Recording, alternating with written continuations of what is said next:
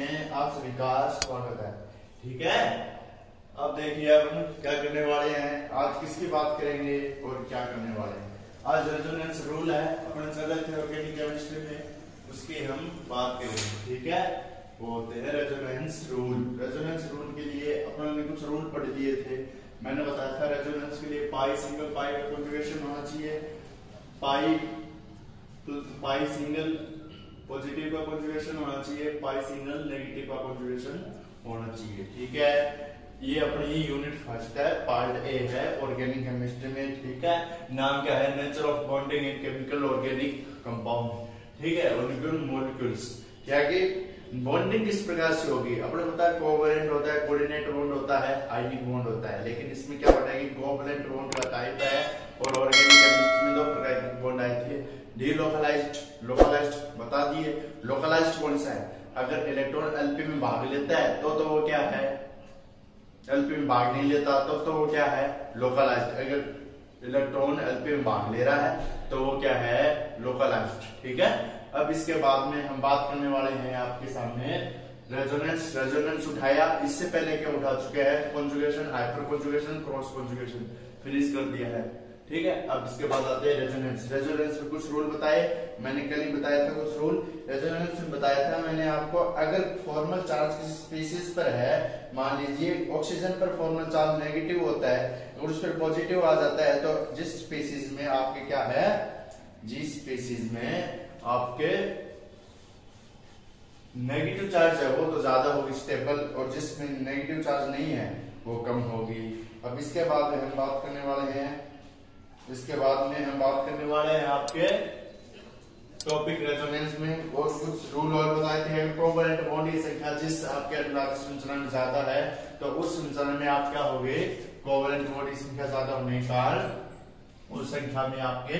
अब देखिए गाइस, यहाँ पर रेजोनेंस के रूल देखने के बाद हमने देख लिया था स्टेरिक इनहिबिशन। ठीक है, steric inhibition of effect, SIR effect की बात करने वाले हैं। एसआईआर इफेक्ट इसे बोलते हैं steric inhibition effect of resonance. Inhibition effect of resonance यानी क्या होता है, जो क्या करता हो, रेजोनेंस को क्या करता हो, रोकता हो। ऐसा इफेक्ट क्या कहलाता है, रेजोनेंस।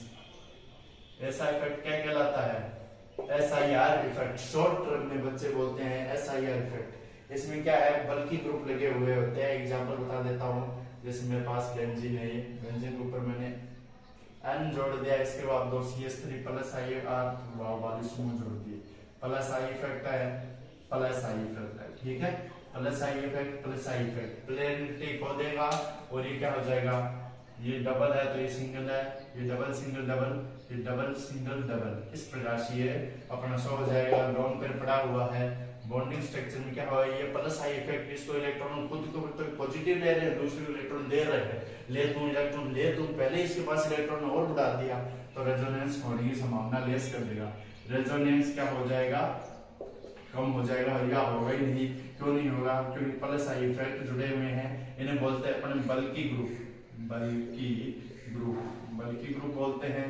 बल्की ग्रुप बोलने के कारण अपन क्या करते हैं, इसमें क्या हो जाएगा, ये होगा नहीं। अब इसकी बॉन्डिंग स्ट्रक्चर बनाते हैं तो कार्बन कार्बन, एक ये बेंजीन, ये बेंजीन, ये बेंजीन, ये कार्बन, इस प्रकार से इस प्रकार से इस प्रकार से। जो डबल बॉन्डेड है उनको अपने डबल बॉन्डेड या पी ऑर्बिटल सबके पास है। यहाँ पर कार्बन के पास पी ऑर्बिटल होते हैं, इसलिए बनाते हैं क्योंकि अपने पास पता है इसका electronic configuration 1s2 2s2 2p2, तो पी ऑर्बिटल है। अब इसके पास नाइट्रोजन है जुड़ने के लिए, भाई साहब नाइट्रोजन है, मेथिल ग्रुप है, मेथिल ग्रुप है, मेथिल ग्रुप है, मेथिल ग्रुप है, लोन पेयर है। लोन पेयर होने के साथ साथ इसके पास क्या है, इसका भी ऑर्बिटल है, इसके पास भी पी ऑर्बिटल है। लेकिन पी ऑर्बिटल तो है सर, लेकिन ये क्या करेगा, इस पी ऑर्बिटल खत्म करेगा या नीचे डुबाएगा, तो इसके लिए इसका अपना इफेक्ट छोड़ रहा है। ये यहाँ से मार रहा है, ये यहाँ से मार रहा है, यानी लोन पेयर ये है नाइट्रोजन के पास लोन पेयर, ये नाइट्रोजन यहाँ से इसको मार रहा है, यहाँ से इसको मार रहा है, तो ये क्या हो जाएगा, रेजोनेंस करने के लिए अपना इलेक्ट्रॉन इधर सरका देगा लोन पेयर को पीछे की तरफ, ताकि इस पर इफेक्ट है वो डायरेक्ट क्या हो जाए, इसको लोन पेयर को कोई हानि नहीं हो। तो ये रेजोनेंस पूरा करने के लिए, लेकिन क्या हो जाएगा, फिर भी इसकी प्लेनरिटी समाप्त हो जाएगी, जिसके कारण क्या हो जाएगा, रेजोनेंस नहीं होगा। तो ये है आपकी bonding structure N dimethyl benzene की अब देखिए यहाँ पर ये ऊपर वाला प्लेन इसके साथ, ये ऊपर वाला इसके साथ, ये ऊपर वाला इसके साथ, ऊपर वाला के साथ, ऊपर वाला के साथ, ये नाइट्रोजन इसके साथ, यहाँ पे कुछ है ही नहीं इसके पास, ये ऊपर वाला इसके साथ। अब नीचे वाला के साथ, नीचे वाला के साथ, ऊपर वाले के साथ, नीचे वाला ये नीचे वाला था, नीचे वाला के साथ, और ये ऊपर वाला ये इधर के साथ, ये इधर के साथ, इधर भी बॉन्डिंग बन रही है और इधर भी बॉन्डिंग बन रही है। दो बन जाएंगे, इस प्रकार से इसकी बॉन्डिंग स्ट्रक्चर बनेगी, इस प्रकार से स्टेरिक इनहिबिशन इफेक्ट बोला जाएगा। ठीक है, स्टेरिक इनहिबिशन इफेक्ट को हम क्या करते हैं, प्लेनरिटी sp2 हाइब्रिडाइजेशन होता है वो समाप्त हो जाता है।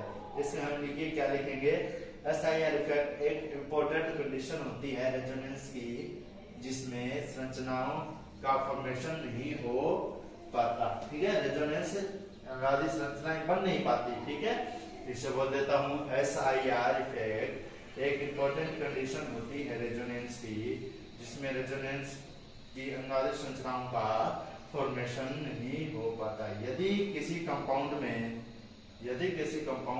रेजोनेंस किसी बल्कि ग्रुप की प्रेजेंस से इनहिबिशन हो रहा है तो इस इफेक्ट को, कंडीशन को रेजोनेंस SIR इफेक्ट कहा जाता है। ठीक है, रेजोनेंस डीलोकलाइजेशन होगा पाई इलेक्ट्रॉन का रेजोनेंस में, प्लेनरिटी sp2 हाइब्रिडाइजेशन के कारण होगी। रेजोनेंस स्ट्रक्चर किसके कारण बनती है, sp2 हाइब्रिडाइजेशन या प्लेनरिटी के कारण। इसके बाद क्या हो जाएगा, मेन इंपॉर्टेंट कंडीशन होती है। ठीक है, उसके दौरान क्या होना चाहिए, सेम मेटल क्या होना चाहिए, एक दूसरे प्लेनर होना चाहिए, प्लेनरिटी खो देगा।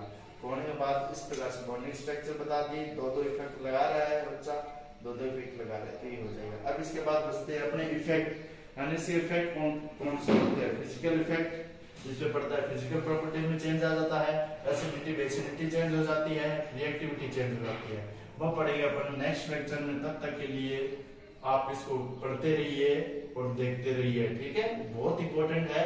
रेजोनेंस भी पूरा करवाया, ये भी पूरा करवाया, रेजोनेंस भी समाप्त, SIR इफेक्ट भी कल समाप्त हो जाएगा और उसके बाद हम चलेंगे एरोमेटिसिटी में। मैंने करवा रखा है पिछले लेक्चर, जाके देखिए। ओके दोस्तों, बाय।